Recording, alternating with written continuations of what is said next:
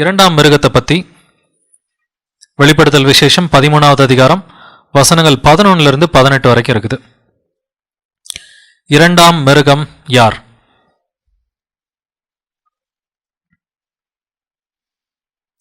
இந்த இரண்டாம் மிருகத்தை பற்றி அதோட இன்ட்ரோடக்ஷன் வசனத்தை நம்ம படிக்கலாம். வெளிப்படுத்தின விசேஷம் அதிகாரம் 13 வசனம் 11. பின்பு வேறொரு மிருகம் பூமியிலிருந்து எழும்ப கண்டேன். அது ஒரு ஆட்டுக்குட்டிக்கு ஒப்பாக 2 கொம்புகளை உடையதாயிருந்து வலு சர்ப்பத்தை போல பேசினது. ஸோ இந்த மிருகம் இரண்டாம் மிருகம் அது ஆட்டுக்குட்டிக்கு ஒப்பாக 2 கொம்புகளை உடையதாக இருந்தது. ஆனால் வலு சர்ப்பத்தை போல பேசினது. ஸோ இப்போ வலு சர்ப்பம் யாருக்குள்ளார இருக்குது? இரண்டாம் மிருகத்துக்குள்ளார வலு சர்ப்பம் இருக்குது. ஸோ இந்த ஃபார்முலா தான் நம்ம தொடர்ந்து யூஸ் பண்ண போகிறோம். மிருகம் என்றால் ராஜ்யம். ஏன்னா இது சிம்பாலிக் லாங்குவேஜில் எழுதப்பட்டிருக்குது. டானியல் மற்றும் வெளிப்படுத்தின விசேஷம் சிம்பாலிக் லாங்குவேஜ், சைன் லாங்குவேஜில் எழுதப்பட்டிருக்குது. தானியல் 7:23 அவன் சொன்னது, 4ஆம் மிருகம் பூமியிலே உண்டாகும் 4ஆம் ராஜ்யமும். மிருகம் என்றால் ராஜ்யம். Beast it means a kingdom. So எந்த ராஜ்யம் இரண்டாம் மிருகம் அப்படின்றத நம்ம பார்க்கணும். திரும்பவும் நேபுகாத்நேச்சரோட கணவன் அவன் ஞாபகப்படுத்தி பார்க்கலாம். பெரிய சிலை இருந்துச்சு. அந்த சிலையில் 4 உலோகங்கள் இருந்துச்சு. பசும்பொன், வெள்ளி, வெண்கலம், இரும்பு 4 உலோகங்கள் இருந்துச்சு. வானத்திலிருந்து கைகளால் பெயர்க்கப்படாத ஒரு கல் உருண்டு வந்துச்சு. அது எங்கே மோதிச்சு? அது அந்த சிலையை இரும்பும் களிமண்ணுமாகிய அதன் பாதங்களில் மோதி அவைகளை நொறுக்கி போட்டதுன்னு சொல்லி தானியல் 2:34 பார்க்குறோம். ஸோ இயேசுவோட முதல் வருகையிலிருந்து ஆரம்பித்து 2ஆம் வருகை வரைக்கும் இந்த இரும்பும் களிமண்ணும் இருக்கும். ரோமராஜ்யம் கடைசி வரைக்கும் இருக்கும். ஏதாவது ஒரு ஃபார்மில், ஏதாவது ஒரு வடிவத்தில் அது இருக்குன்றதை நம்ம பார்த்தோம். இந்த 4 ராஜ்யங்களில் 4ஆம் ராஜ்யம் இரும்பு, இது ரோமராஜ்யம். இந்த இரும்பும் களிமண்ணும் இருக்கிற இடத்துல தான் அந்த வானத்திலிருந்து உருண்டு வந்து அந்த கல் மோதுது. ஸோ இப்படின்ற பட்சத்தில் இந்த 4ஆம் மிருகத்தை பற்றி நம்ம நல்லா தெரிஞ்சு வச்சுக்கணும். ஸோ அதாவது 3 ஃபார்ம்ஸ், 3 வடிவங்கள் இருக்குது அப்படின்றத நம்ம பார்த்தோம். தானியல் 2:34 அந்த களிமண்ணும் அந்த இரும்பும் இருக்கிற இடத்துல தான் அந்த கல் மோதுது. அது மட்டும் இல்லாமல் அந்த மிருகத்தை பற்றி ஒரு அடையாளத்தை ஆவியானவர் கொடுத்துருக்கிறார். வெளிப்படுத்தின விசேஷம் 17:8 நீ கண்ட மிருகம் முன்னே இருந்தது, இப்பொழுது இல்லை. அது பாதாளத்திலிருந்து ஏறி வந்து நாசமடைய போகிறது. முன்னே இருந்ததுன்னா அது முன்னே வலு சர்ப்பத்தின் வடிவில் டிராகன் ஃபார்மில் இருந்துச்சு. இது முதல் வடிவம். இப்பொழுது இல்லை. இப்பொழுது அது என்ன வடிவில் இல்லை? டிராகன் ஃபார்மில் கிடையாது, வலு சர்ப்பத்தின் வடிவில் கிடையாது, முதலாம் மிருகத்தோட வடிவில் இருக்குது. அது பாதாளத்திலிருந்து ஏறி வந்து நாசமடைய போகிறதுனா அதுக்கு இன்னொரு ரிவைவல் இருக்கும், இன்னொரு ஃபார்ம், இன்னொரு ரிவைவல் இருக்கும். இதுதான் பேப்பசி. பேப்பசி போப்போட ராஜ்யம். பேப்பசி அது இடையில போய் அது நெப்போலியன் பிடுங்கி போட்டான் 200 வருஷத்துக்கு முன்னாடி. திரும்பவும் இன்றைக்கி ஒரு 100 வருஷத்துக்கு முன்னாடி வந்திருக்கு. 1929 வேட்டிக்கன் சிட்டி அப்படின்ற பேரில் பேப்பசி மீண்டும் வந்திருக்குது. அதன் பின்னாடி இன்றைக்கி உலகமே போயிட்டுருக்கு இல்லையா? வசனத்தில் சொன்னபடி தான், வெளிப்படுத்தல் 13வது அதிகாரத்தில் சொன்னபடி உலகமே அதன் பின்னாடி போகும். ஆனால் அந்த மிருகத்தை ஆவியானவர் எப்படி உணர்த்தி இருக்கிறாரு? அது இருந்ததும் இராமற் போனதும் இனி இருப்பதுமாய் இருக்கிற. அது முன்னாடி டிராகன் ஃபார்மில் இருந்துச்சு. அதுக்கப்புறம் என்ன ஃபார்மில் இருந்துச்சு? அது முதலாம் மிருகமாக. இன்றைக்கி கேத்தலிக் ரோமன் எம்பையரும் கிடையாது, ஈஸ்டர்ன் ரோமன் எம்பையரும் இல்லை, வெஸ்டர்ன் ரோமன் எம்பையரும் இல்லை. ஆனால் இன்றைக்கும் இருக்குது ரோமராஜ்யம். எப்படின்னா ரோமன் கேத்தலிக் சர்ச்.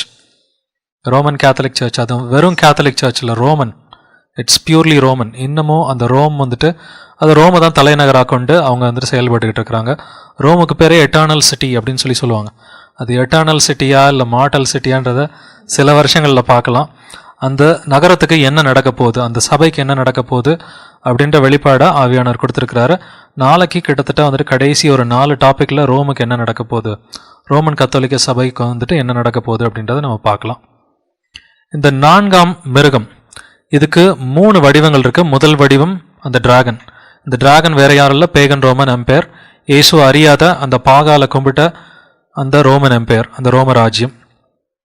அடுத்து இந்த வலு சர்ப்பம் என்ன பண்ணுது? தன்னோட எல்லா பலத்தையும், தன்னோட சிங்காசனத்தையும், தன்னோட அதிகாரத்தையும் அந்த முதலாம் மிருகத்துக்கு கொடுக்குதுன்னு சொல்லி வெளிப்படுத்தல் 13:2 பார்த்தோம். வெளிப்படுத்தல் 13:2 நான் கண்ட மிருகம் சிறுத்தையை போல் இருந்தது. அதன் கால்கள் கரடியின் கால்களைப் போலவும் அதன் வாய் சிங்கத்தின் வாயைப் போலவும் இருந்தன. வலு சர்ப்பமானது தன் பலத்தையும் தன் சிங்காசனத்தையும் மிகுந்த அதிகாரத்தையும் அதற்கு கொடுத்தது. ஸோ வலு சர்ப்பம் தான் இந்த ஃபர்ஸ்ட் பீஸ்ட், முதலாம் மிருகத்துக்கு கொடுக்குது. இந்த ஃபர்ஸ்ட் பீஸ்ட் யாருன்றதை போன டாப்பிக்கில் பார்த்தோம். இந்த ஃபர்ஸ்ட் பீஸ்ட் முதலாம் மிருகம் யார்? கத்தோலிக்க ரோமராஜ்யம். இதில் 2 ராஜ்யங்கள் இருந்துச்சு. கிழக்கத்திய ரோமராஜ்யம், மேற்கத்திய ரோமராஜ்யம்னு சொல்லி 2 ரோமராஜ்யங்கள் இருந்துச்சு. அடுத்து இரண்டாம் மிருகம் எழும்புது. இப்போ இரண்டாம் மிருகம் பற்றி தான் நம்ம பார்த்துட்டு இருக்கிறோம். இந்த இரண்டாம் மிருகம் வேறொரு மிருகம் எப்படி இருந்துச்சு? இது ஆட்டுக்குட்டிக்கு ஒப்பாக இருந்தது. 2 கொம்புகள் இருந்துச்சு, வலு சர்ப்பத்தை போல பேசினது. ஆனால் இது இன்னொரு காரியம் பண்ணுச்சு. அது முந்தின மிருகத்தின் அதிகாரம் முழுவதையும் அதன் முன்பாக நடப்பித்து காண்பித்தது. முந்தின மிருகத்தின் அதிகாரம் முழுவதையும் இது வந்து நடப்பித்து காண்பிக்குதுன்னா என்ன அர்த்தம்? Delegated power, delegated authority. அதுக்குன்ட்டு டைரக்டாக அதிகாரம் எதுவும் கிடையாது. ஆனால் முந்தின மிருகத்தோட அதிகாரத்தை தான் இது பயன்படுத்துது. யாராவது போப்புக்கு கீழ்ப்படியலைன்னா இது முதலாம் மிருகத்திட்ட போய் சொல்லி அந்த மிருகத்தை வச்சு அந்த மக்களை எல்லாம் கொலை பண்ணிடும். இது தானாக இதுக்குன்னு வந்துட்டு ஆர்மி எல்லாம் கிடையாது. இந்த 2 மிருகங்களும் வந்துட்டு கிட்டத்தட்ட ஒரே சமயத்தில் ஆரம்பித்து அதோட முடிவு ஒன்றா இருக்கும்னு சொல்லி வெளிப்படுத்தல் 19:20 பார்க்குறோம். ஏசப்பாவோட 2ஆம் வருகையின் போது அந்த 2 மிருகங்களும், முதலாம் மிருகம், இரண்டாம் மிருகத்தோட இன்னொரு பேர் தான் கள்ள தீர்க்கதரிசி. இந்த 2 மிருகங்களும் அக்கினியும் கந்தகம் எரிகிற அந்த கடலில் தூக்கி போடப்படுறாங்க அப்படின்றத பார்த்துட்டோம். இப்போ இந்த 2ஆம் மிருகம் யார்? இது வேட்டிகன் சிட்டி, இல்லை இங்கிலீஷில் பேப்பசின்னு சொல்லலாம். பேப்பசி தான் ரைட் வேர்டு. காரணம் என்ன? இன்னைக்கு வேட்டிகன் சிட்டின்னு சொல்கிறோம், ஆனால் வேட்டிகன் சிட்டின்ற பேரில் இது இதுக்கு முன்னாடி கிடையாது. வேட்டிகன் சிட்டின்ற பேரில் இது இப்போ இருக்கிறது கடந்த ஒரு 80-90 வருஷமாக இருக்குதுன்னு சொல்லலாம். 1929 1929 பிப்ரவரி 11 லேட்ரன் ட்ரீட்டி அப்படின்னு சொல்லி ஒரு ட்ரீட்டி சைன் பண்ணாங்க. யாருக்கும் இடையில. அப்போ இட்டலியில் வந்துட்டு சர்வாதிகாரியாக இருந்த பெனிட்டோ முசோலினி, அவனுக்கும் போப்புக்கும் இடையில வந்துட்டு அந்த லேட்ரன் ட்ரீட்டி சைன் பண்ணுறாங்க. அன்னையிலிருந்து வேட்டிகன் சிட்டி, இந்த சின்னோண்டு இடம், இந்த 110 ஏக்கர், இது ஒரு தனி நாடா உருவெடுத்துருச்சு.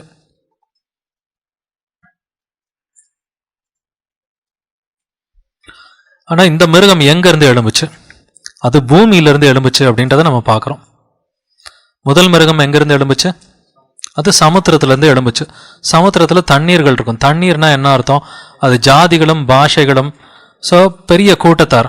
ஆனால் இது எழும்புனது தண்ணீர்லேருந்து கிடையாது.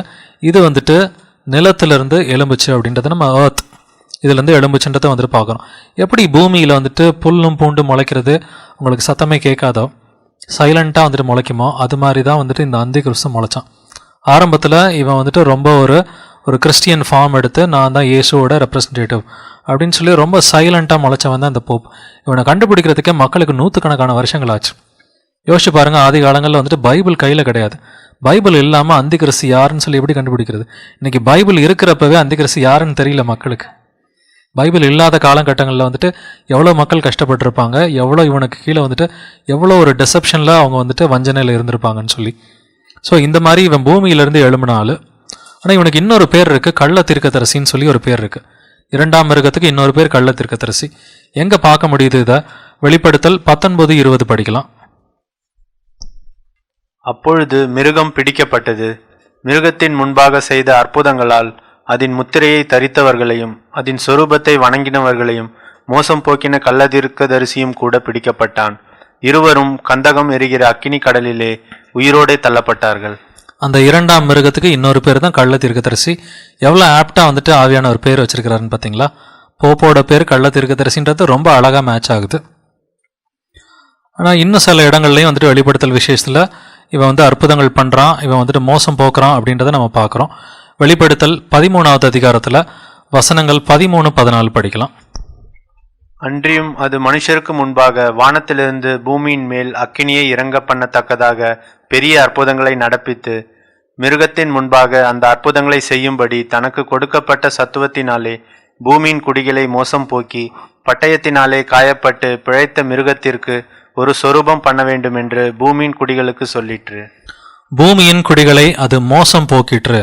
பெரிய அற்புதங்கள். ஆனால் இந்த அற்புதங்கள்லாம் உண்மையான அற்புதங்கள் கிடையாது. இவைகளெல்லாம் பொய்யான அற்புதங்கள்னு சொல்லி 2 தெசலோனிக்கர் 2வது அதிகாரத்தில் நம்ம பார்க்குறோம். ஸோ இதெல்லாம் லையிங் வண்டர்ஸ், பொய்யான அற்புதங்கள்னு சொல்லி 2 தெசலோனிக்கர் 2வது அதிகாரத்தில் இருக்குது. வெளிப்படுத்தல் 20:10 திரும்பவும் கள்ள தீர்க்கதரிசி அப்படின்ற அந்த ஒரு பேர் இவனுக்கு கொடுக்கப்பட்டிருக்கு. மேலும் அவர்களை மோசம் போக்கின பிசாசானவன் மிருகமும் கள்ள தீர்க்கதரிசியும் இருக்கிற இடமாகிய அக்கினியும் கந்தகமான கடலிலே தள்ளப்பட்டான். ஸோ இவனுக்கு கள்ள தீர்க்கதரிசின்ற இன்னொரு பேர் இருக்கு. காரணம் என்னன்னா, இவன் மக்களை வஞ்சிக்கிறான். யார் கள்ள தீர்க்கதரிசி, அவன் எப்படி இருப்பான்? ஏசப்பா நமக்கு தெளிவான வசனம் கொடுத்துட்டார். மத்தேயு 7:15 கள்ள தீர்க்கதரிசிகளுக்கு எச்சரிக்கையா இருங்கள், அவர்கள் ஆட்டுத்தோலை போர்த்தி கொண்டு உங்களிடத்தில் வருவார்கள், உள்ளத்திலோ அவர்கள் பட்சிக்கிற ஓநாய்கள். ஆட்டுத்தோலை போர்த்திக்கிட்டு தான் வருவான்.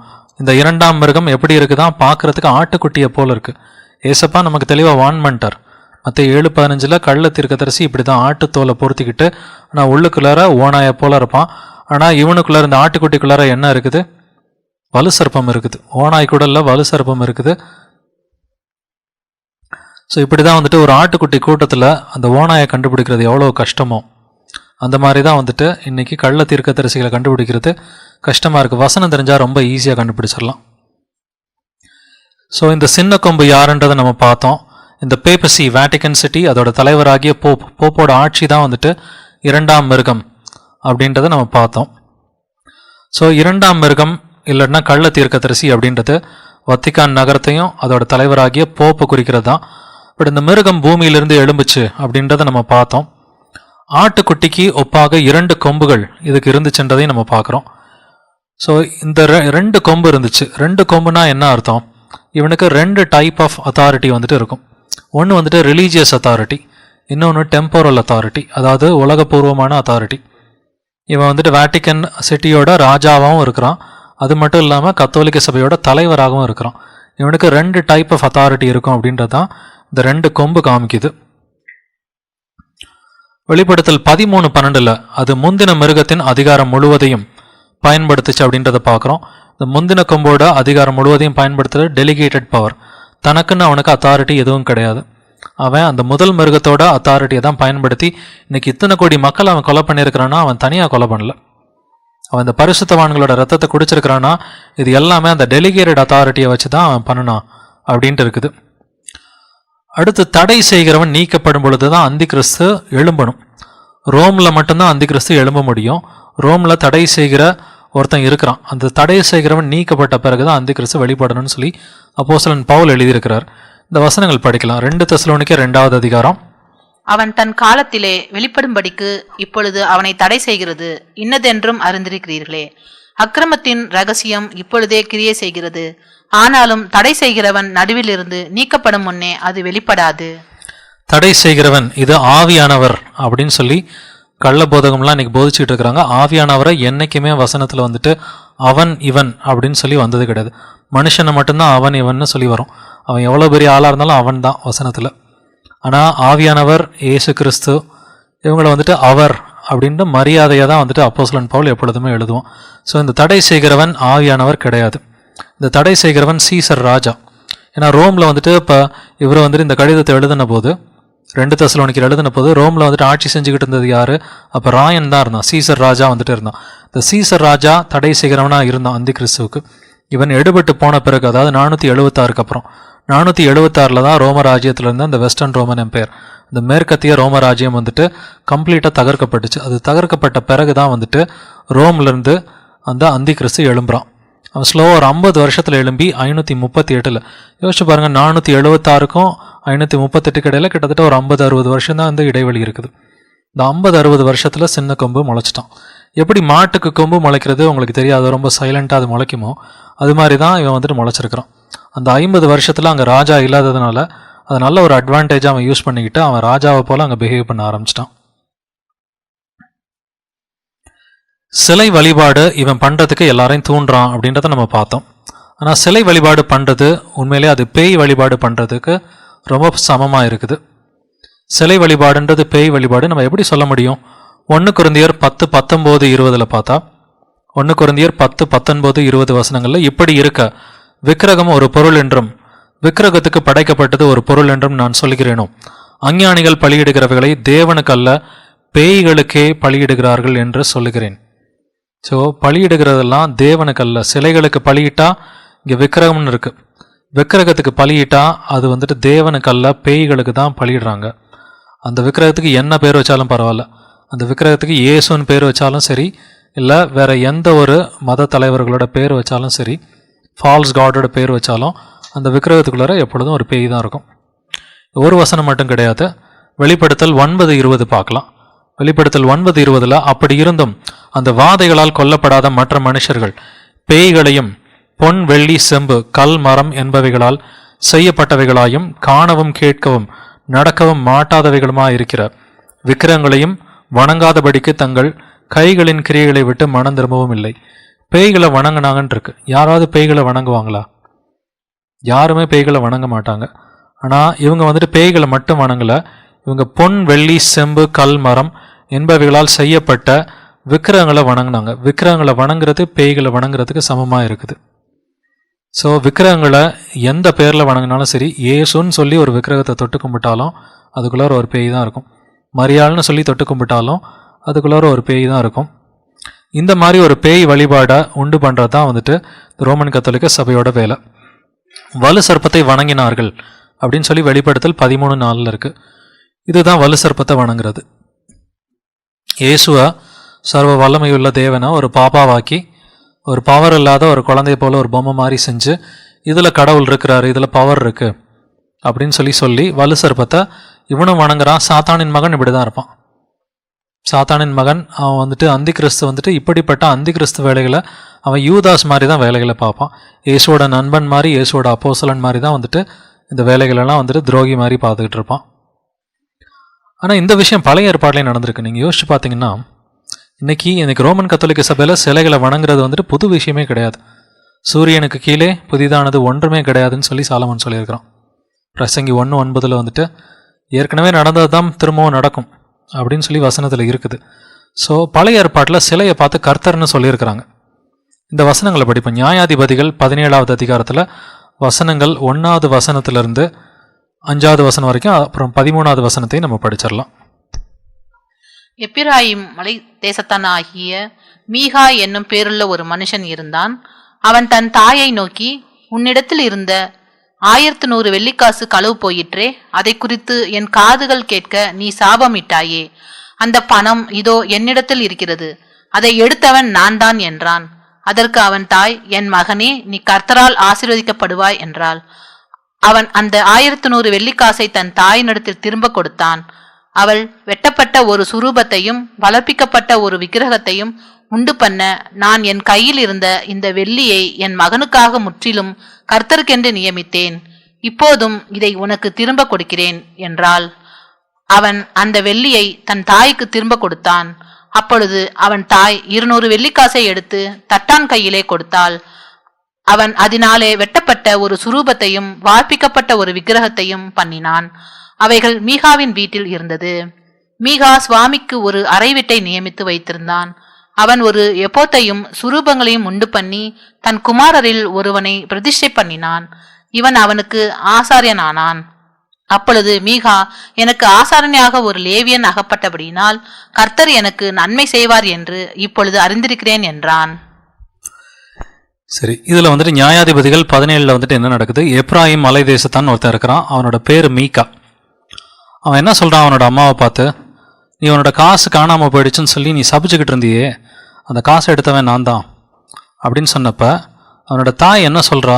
என் மகனே, நீ கர்த்தரால் ஆசீர்வதிக்கப்படுவாய் என்றால். யார் பேரை சொல்கிறா? கர்த்தர் பேரை சொல்கிறா. பட் கர்த்தர் அவங்க எப்படி கும்பிடுறாங்கன்றதை பாருங்கள். அவன் அந்த 1100 வெள்ளிக்காசை தன் தாயினிடத்தில் திரும்ப கொடுத்தான். அவள் வெட்டப்பட்ட ஒரு சுரூபத்தையும் வார்ப்பிக்கப்பட்ட ஒரு விக்கிரகத்தையும் உண்டு பண்ணினாள். ஸோ அவனோட தாய் வந்துட்டு ஒரு சுரூபத்தையும் வார்ப்பிக்கப்பட்ட ஒரு விக்கிரகத்தையும் செஞ்சு என்ன சொல்கிறான்றதை பாருங்கள். என் மகனுக்காக முற்றிலும் கர்த்தருக்கென்று நியமித்தேன். கர்த்தருக்காக நியமிச்சிருக்கிறான் ஒரு சிறுபத்தை செஞ்சு. ஸோ அந்த சிறுபத்தோட பேர் என்னது? கர்த்தர். அடுத்து 4வது வசனத்தில் வெட்டப்பட்ட ஒரு சுரூபத்தையும் வார்ப்பிக்கப்பட்ட ஒரு விக்கிரகத்தையும் பண்ணினான். செஞ்சு முடிச்சுட்டாங்க. அந்த சிறுபத்தை செஞ்சு அதுக்கப்புறம் என்ன பண்ணுறான்? மீகா வந்துட்டு அவன் தன்னோட குமாரரில் ஒருவனை வந்துட்டு ஆசாரியனா பிரதிஷ்டை பண்ணுறான். ஆனால் அவன் எந்த ஊர்க்காரன்? இவன் எப்ராயிம் மலை தேசத்தான். எப்ராயிம் குலத்தில் வந்துட்டு யாராவது ஆசாரியர்கள் இருக்க முடியுமா? இருக்க முடியாது. லேவி குலத்தில் மட்டும்தான் ஆசாரியர்கள் இருக்க முடியும். பட் எனிவே இது வந்துட்டு சாத்தான், இது ஒரு சிலைன்றதுனால தன்னோட குமாரரில் ஒருத்தனை வந்துட்டு ஆசாரியன் ஆக்கிட்டான். ஆசாரியன் ஆக்கிட்ட என்ன சொல்கிறான்? அப்பொழுது மீகா, எனக்கு ஆசாரியனாக ஒரு லேவியன் ஆகப்பட்டபடியால் கர்த்தர் எனக்கு நன்மை செய்வார். அந்த சிலையை பார்த்து என்ன சொல்கிறான்? கர்த்தர் எனக்கு நன்மை செய்வார். இதுதான் இன்னைக்கு நடக்குது.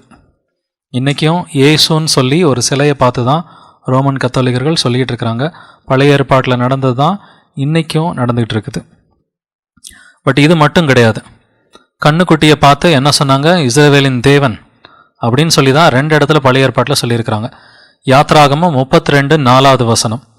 அவர்கள் கையிலிருந்து அவன் அந்த பொன்னை வாங்கி சிற்பக்கருவியால் கருப்பிடித்து ஒரு கன்றுக்குட்டியை வார்ப்பித்தான்.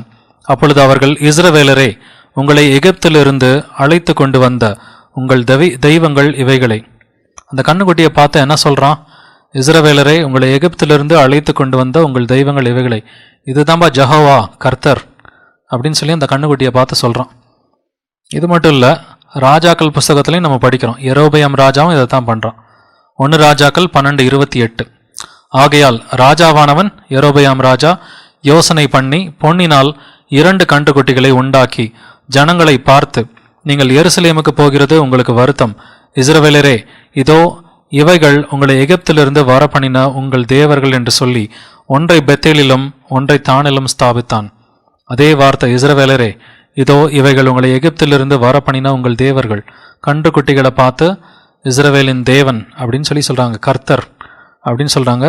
முன்ன நடந்தது தான் இன்றைக்கி நடந்துட்டு இருக்குது. இன்றைக்கி இந்த ரோமன் கத்தோலிக்க சபை இதே காரியத்தை தான் இன்றைக்கி பண்ணிகிட்டு இருக்கு. சாவுக்கு ஏதுவான காயம் அந்த மிருகத்துக்கு வந்துட்டு ஏற்பட்டுச்சு அப்படின்றத பார்த்தோம். இந்த சாவுக்கு ஏதுவான காயம் இது 410 ஒரு காயம் ஏற்பட்டுச்சு. அப்போ வந்துட்டு ரோம் நகரத்தை கம்ப்ளீட்டாக தரமாட்டமாக்குனாங்க.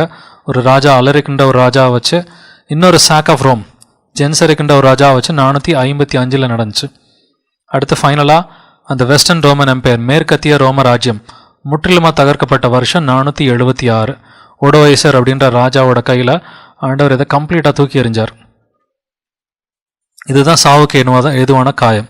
ஆனால் இந்த சாவுக்கு ஏதுவான காயம் சொஸ்தம் அடைந்தது எப்படி? இது ஃபைனலாக அந்த காயம் ஏற்பட்ட வருஷம் எது? 476. ஸோ இது சொஸ்தமாகிறது அதுக்கப்புறம் தான் நடந்திருக்கணும், 476க்கு அப்புறம். எப்படி சொஸ்தமாச்சு இந்த காயம்? பேப்பல் பிரைமசின்னு சொல்லி 538 ஒன்று கொண்டு வந்தாங்க. போப்பு தான் எல்லா கிறிஸ்தவர்களின் தலைவர், போப்புக்கு தான் எல்லாருமே கீழ்ப்படியணும், ஐரோப்பாவில் இருக்கிற எல்லாருமே போப்புக்கு தான் கீழ்ப்படியணும்னு சொல்லி அந்த மிருகத்தோட காயம் வந்துட்டு சொஸ்தமாயிடுச்சு. இது சொஸ்தமான வருஷம் 538. இந்த ஜஸ்டினியன் போட்ட அந்த டிக்ரியை நீங்கள் பார்க்கலாம். பேப்பல் பிரைமசினா வந்துட்டு என்னது? போப்புக்கு தான் வந்துட்டு சகல அதிகாரமும் உண்டு அப்படின்னு சொல்லி பேப்பல் பிரைமசி. இதை வந்துட்டு ஆரம்பத்தில் 538 ஒன்று போட்டாங்க. அடுத்து 600, இதுதான் அதோட டாக்குமெண்ட். அந்த டாக்குமெண்ட்டோட லிங்க் இது, விக்கிபீடியாவிலேருந்து எடுத்த லிங்க். இந்த இது ஜஸ்டினியனோட டிக்ரி. பொய்யான அற்புதங்கள் நிறையா பண்ணுவான் அப்படின்றத நம்ம வசனத்தில் பார்க்க முடியும். வெளிப்படுத்தல் விசேஷம் அதிகாரம் 13 வசனங்கள் 13, 14 படிக்கலாம். அன்றியும் அது மனுஷருக்கு முன்பாக வானத்திலிருந்து பூமியின் மேல் அக்கினியை இறங்க பண்ணத்தக்கதாக பெரிய அற்புதங்களை நடப்பித்து மிருகத்தின் முன்பாக அந்த அற்புதங்களை செய்யும்படி தனக்கு கொடுக்கப்பட்ட சத்துவத்தினாலே பூமியின் குடிகளை மோசம் போக்கி பட்டயத்தினாலே காயப்பட்டு பிழைத்த மிருகத்திற்கு ஒரு சொரூபம் பண்ண வேண்டும் என்று பூமியின் குடிகளுக்கு சொல்லிற்று. அவன் அற்புதங்களை நடப்பித்து அற்புதங்களை செய்யும்படி அவன் மோசம் போக்குறான், கள்ள தீர்க்கதரிசி அப்படின்றத நம்ம பார்க்குறோம். ஆனால் இது எப்படிப்பட்ட அற்புதங்கள்? 2 தெசலோனிக்கேயர் 2வது அதிகாரத்தில் 9, 10 வசனங்களில் இது எப்படிப்பட்ட அற்புதங்கள்னு சொல்லப்பட்டிருக்கு. அந்த அக்கிரமக்காரனுடைய வருகை சாத்தானுடைய செயலின்படி சகல வல்லமையோடும் அடையாளங்களோடும் பொய்யான அற்புதங்களோடும் கெட்டு போகிறவர்களுக்குள்ளே அநீதியால் உண்டாகும் சகலவித வஞ்சகத்தோடும் இருக்கும். ரட்சிக்கப்படத்தக்கதாய் சத்தியத்தின் மேல் அன்பை அவர்கள் அங்கீகரியாமல் போனபடியால் அப்படி நடக்கும். பொய்யான அற்புதங்கள் அப்படின்னு சொல்லி ஆவியானவர் சொல்லிட்டார். இன்னைக்கு அநேகர் சொல்றாங்க சாத்தான் அற்புதம் பண்ணான்னு சொல்லி. இவைகளெல்லாம் உண்மையான அற்புதங்கள் கிடையாது, எல்லாமே லையிங் ஒண்டர்ஸ், பொய்யான அற்புதங்கள்.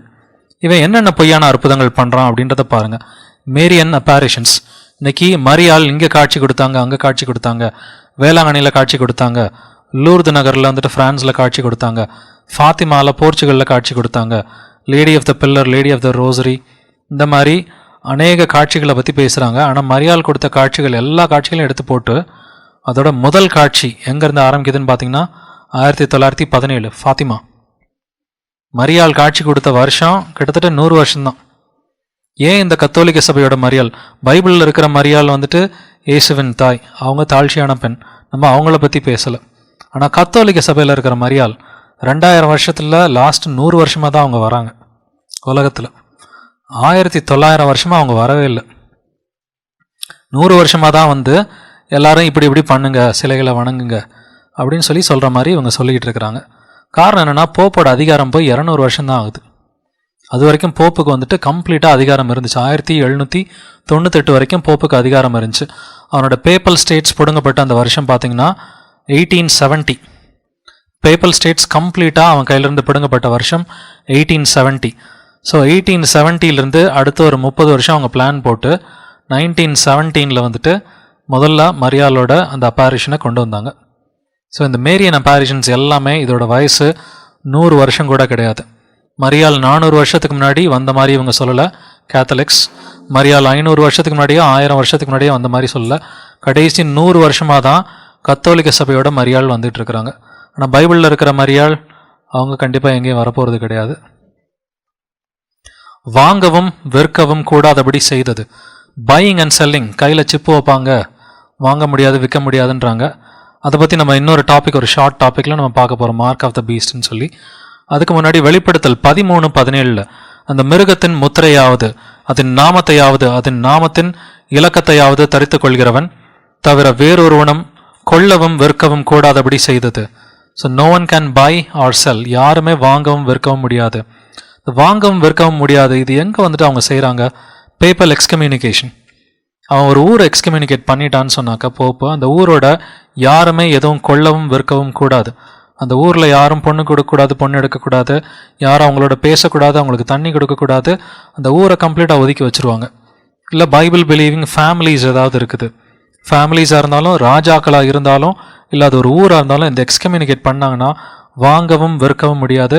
அதுக்கான கொஞ்சம் ஒரு சிம்பிள் ப்ரூஃப் ஒரு 2-3 எடுத்து வச்சுருக்கிறோம். இங்கே பாருங்கள். The canon of the Lateran council, Lateran கவுன்சில்னு சொல்லி ஒன்று நடத்தினாங்க முன்னாடி.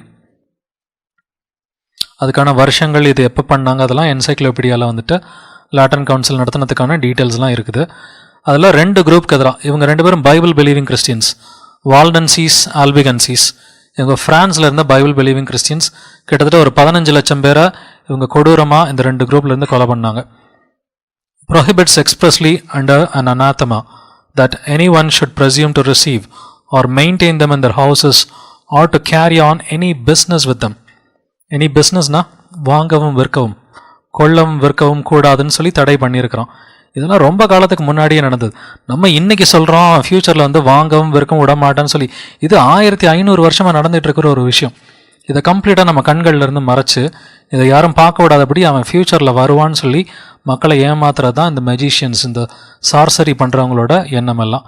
அடுத்து சினாட் ஆஃப் டூர்ஸ் அப்படின்னு சொல்லி ஃப்ரான்ஸில் வந்துட்டு இவங்களோட கூட்டம் ஒன்று நடந்துச்சு, ரோமன் கத்தோலிக்க சபையோட கூட்டம்.